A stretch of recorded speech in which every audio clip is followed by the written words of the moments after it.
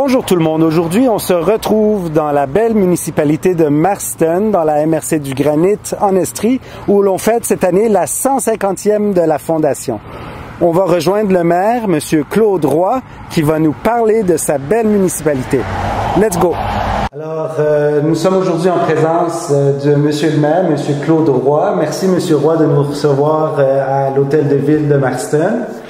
Merci à vous. Alors, premièrement, j'aimerais ça vous demander de nous parler de l'histoire de Marston, s'il vous plaît. Ben, les premiers arrivants, les premiers Européens qui sont arrivés près du lac Mégantic, c'est en 1852. C'était trois frères, les trois frères McEver. Et eux autres, ils étaient originaires ils habitaient à Linwick, et puis cherchaient des nouvelles terres. Fait que, en 52, ils ont venu faire la première prospection. Ils ont défriché un petit coin de terre. À chaque année, ils sont revenus pendant 3 années d'affilée. Puis en 56, ils sont revenus pour de vrai avec leurs femmes, leurs enfants, puis le troupeau. Donc 1852 et 1856. C'est ça. Et puis, vous donner une idée, là, la première route qui s'est ouverte est en 1857. L'année suivante de leurs arrivées, il y a eu une route d'ouvert pour aller jusqu'à Stornoway, parce que c'était le seul lieu qu'il y avait de ravitaillement. On peut croire qu'ils cultivaient beaucoup d'éléments de base chez eux, mais quand on pense au sel ou des savons, ça n'existait pas beaucoup. Là, ça prenait de la soude caustique pour faire du savon avec du gras animal. Donc, il y avait trop des éléments chimiques qui lui manquaient, qu'il fallait qu'il aille chercher à l'extérieur, là, quand même. Là. Donc, ça venait de plus loin, c'est pour ça. Oui, c'est ça. Il allait à Stornoway, là. C'était la seule place. La cloche la plus proche que provisionner, c'était à Stornoway. OK. La subdivision des terres, puis des municipalités, ici, dans la région, puis des lots, ça s'est fait en 1867, 10 ans après l'arrivée des premiers colons, là. Et puis, ils n'étaient pas les seuls, là, parce que tout de suite, avec la route en 57, il y a eu beaucoup d'Écossais qui sont venus s'établir ici. Eux, ils immigraient de l'Écosse, où il était la population, la densité rurale était trop élevée, parce que les pères donnaient toujours une partie de leur terre à leurs enfants. Ils finissaient qu'ils lui restaient plus qu'un petit lopin de terre, pas suffisant pour les faire vivre.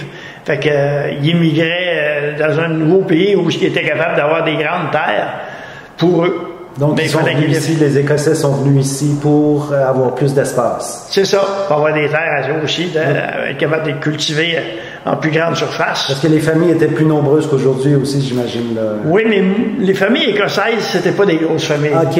Ça avait 5-6 enfants, habituellement, les Écossais, rarement plus que ça. Parce que pour eux, l'éducation, c'était très important. Oui. C'est ce qui a un peu fait le déclin dans la région, parce qu'ils ont fait instruire leurs enfants, ils les envoyaient à Lennoxville ou à Cookshire, faire instruire, mais après qu'ils étaient instruits, ils ne revenaient pas. Fait qu'ils sont restés là-bas et ils se sont retrouvés dans les années 30. Le déclin a commencé durant la première crise économique en 1930, aller jusqu'en 40 quelques. Il y a eu un gros déclin là, des familles écossaises, justement, parce que les enfants partaient à l'extérieur. L'avenue du chemin de fer aussi, en 1878, ça a été l'arrivée du chemin de fer à Écoville. Écoville, c'est ce qu'on appelle aujourd'hui la Val-Nord, la rue Laval. Là. OK. Puis ici, la partie, on a un cimetière qui s'appelle Écoville également, la partie, mettons, qui était plus proche, mettons, de la ville de Lac-Mégantic. Ça s'appelait, tout ce qui était autour de la baie des Sables. Ouais, ça s'appelait Écoville. C'est des terres qui étaient plus aptes à être cultivées, mettons, ils penchaient au sud. Puis il avait développé ce secteur-là. Mais l'arrivée du chemin de fer a fait qu'elle a créé également un besoin de main-d'œuvre. Donc, c'est ça aussi qu'il y a plusieurs familles, plusieurs Écossais qui étaient partis à l'extérieur. Ici, ça s'appelait Écoville. Écoville à cause du son. C'était écho-son. L'écho du son. Parce que quand on est aux alentours, on entend toujours le chemin de fer passer, puis on l'entend très bien à cause de la forme qu'a le terrain avec le lac en bas, avec la baie des Sables, qui va faire écho. Faire écho au son du chemin de fer ou de d'autres choses. OK. C'est ça, tantôt on parlait du 150e. En 1874, ça a été la formation de la municipalité de Marston. Puis tous les maires qui ont succédé à l'ouverture jusqu'en 1937 furent tous des Écossais. Ah oui. Est-ce que le mot Marston, je pourrais vérifier là si est-ce que le mot Marston fait référence à une région en le Écosse? mot Marston, il fait référence à une ville, je pense, en Écosse, dans les années 1600 qu'il y avait eu. Mais c'est originaire d'Angleterre ou d'Écosse. Oui, parfait. Parce qu'il y avait eu beaucoup de conflits entre l'Angleterre et l'Écosse. Et l'Écosse, oui. Oui. Ce serait ça pour la partie historique. Donc les Canadiens français, à un moment donné, au début du 20e siècle, ont démographiquement augmenté. Oui, ils ont commencé. Il y avait, à partir des années 1900 environ, il a commencé à avoir des Canadiens français qui arrivaient. Pour le chemin de fer. Oui, puis en même temps, des immigrés, mettons, beaucoup de Beaucerons qui ont parti de la Beauce, qui immigraient vers le nord pour avoir des nouvelles terres aussi. Là. Comme la Beauce, elle, s'est développée parce que il manquait de terre dans la région de sur l'île d'Orléans ou côte de Beaupré. Oui, super. Dites-moi, aujourd'hui, vous fêtez, cette année, vous fêtez les 150e. J'ai vu qu'à plusieurs places, les gens célèbrent ça en mettant des pancartes. On avait fait un concours pour activer, là, pour faire que le monde peut décorer leur cours, leur résidence. Là.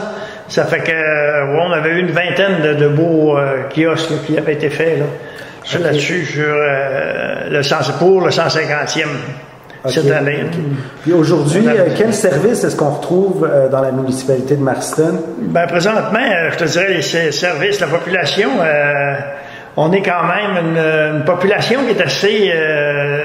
pas juste, pas de la même, tout de la même âge. On a beaucoup de jeunes familles, on a des retraités, mais on a beaucoup de jeunes familles également. Donner une idée, cette année, au SAE, au service estival, service d'animation estivale, il y avait 42 enfants sur une population de 806, c'est quasiment 5%. Wow. Qui sont des enfants du primaire, c'est pas tous les enfants de la municipalité là, qui sont là. OK. Mais là, la municipalité est en croissance assez rapide quand même, là, parce que de 2014, on était 684 habitants. En 2024, on est 806. C'est 18% de croissance, ça, en 10 ans. Alors qu'il y a d'autres régions qui perdent de la population. C'est ce qui nous distingue, c'est le nombre de terrains jaunes et blancs qu'on appelle, là, qui sont vacants et qui peuvent être construisables. Ça, on en a beaucoup. Zone et blanc, qu'est-ce que ça veut dire exactement? Ça veut dire que, qu'il n'y ait pas de zone agricole. Donc, on peut construire dessus. Construire des maisons. L'immobilier ou autre activité. Là. Ça pourrait être l'industriel, mais je n'ai jamais eu d'intérêt pour l'industriel. Puis, est-ce que vous avez de la forêt ici? Ici, oui. Notre couverture forestière est quand même grande. Là. On est sûrement à 90% du territoire qui est en forêt. Wow. C'est ça qui fait que... il y a des grandes érablières, il y a plusieurs érablières dans la municipalité quand même. J'avais déjà dénigré des comtés au-dessus de 100 000 en taille dans la municipalité. Wow. En exploitation avec une douzaine environ de producteurs. Là, donc, est-ce qu'il y a de la production de bois aussi? Oui, la production forestière. Ça, c'est tout des lots, le port des lots privés, donc les personnes coupent beaucoup plus... comment on pourrait dire écologiquement. Oui. Ils vont prélever une partie du volume qui est mûr, mais ils feront pas des coupes pour tout enlever d'un seul coup, là. Oui. À part que si le bois arrive à maturité tout ensemble. Oui. Parce qu'il y a des parties que ça a été défriché vers les Écossais, et puis la forêt a repris sa place. Oui. Fait que là, ce bois-là, il a tout poussé dans les mêmes années, là, il y a bien 10-15 ans de différence. Fait qu'il va tout arriver à maturité en même temps. Fait que là, il va y avoir des coupes, probablement, il va y avoir plus des coupes complètes. Oui. Pour ensuite reboiser. Oui. Parce que quand on va dans les rangs en arrière, comme le 8e rang, là, on voit des digues de roches en pleine forêt. Là. Ça a été des prairies, mais c'est repoussé en arbre. Wow. La nature a repris sa place. Ouais. C'est des lots qui n'ont pas trouvé preneur, mettons, lorsque il y a eu les Canadiens français ont commencé à s'installer par ici. On a tous une petite pensée pour les défricheurs qui sont venus puis qui, à cheval, à force de leurs bras, ont défriché ce pays. Ça a été vraiment un travail extraordinaire. Puis aujourd'hui, je pense qu'on récolte encore les... C'est ça. Ici, ça a été les Écossais qui ont défriché les terres les premiers. Puis ça a été... ils ont déjà été pratiquement à 90% de la population était toute écossaise dans la municipalité. Oui. Les hommes comme mon grand-père qui est arrivé ici dans les années 30, il y avait quelques familles francophones, là, mais pas beaucoup. Là. Okay. Ma mère a été à une école... ma mère a été dans une école primaire en français, mais c'était une école qui appartenait autrefois avant, c'était une école anglophone, parce que c'était les Écossais qui allaient à l'école là. Parfait. L'école a changé de vocation parce que la population changeait. Là. Mais eux, ils étaient de religion, ils n'étaient pas catholiques. Non, eux autres, c'est... ils étaient protestants ou... non, anglicans, je pense. Anglicans, oui, OK. Puis aujourd'hui, est-ce qu'il y a une église? Non, l'église anglicane, ici, dans la région, il n'y en a plus. Il n'y a pratiquement plus d'Écossais. Il nous reste une dame qui est encore d'origine écossaise dans la région, juste une. On la salue. Oui, elle était professeure pour ça, ici, en polyvalente. OK. Ce qui nous distingue ici, tantôt on parlait des terrains zonés blancs également, c'est la proximité également avec la ville de Lac-Mégantic. Lorsque on parlait tantôt des terrains, mais la plupart des terrains, avec les nouvelles normes, les terrains sont grands. C'est des grands terrains de 200 par 200 minimum. 200 pieds par 200 pieds. Okay.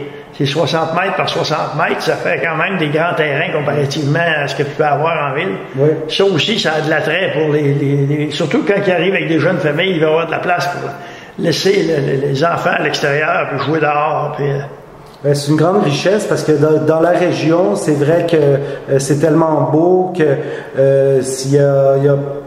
il y a pas beaucoup de maisons en vente. Puis il reste pas longtemps à vendre. Il reste pas longtemps. Et puis c'est quand même une chance d'avoir des lots où la construction peut se faire. C'est ça. Il y a ce qui reste encore des terrains zonés blancs, il y a des grandes surfaces encore qui sont pas vendues. Puis qu'ils peuvent être, ils vont venir un jour à vendre, qu'ils vont vendre, ils vont le lotir puis ils vont les vendre par terrain. Là. Oui.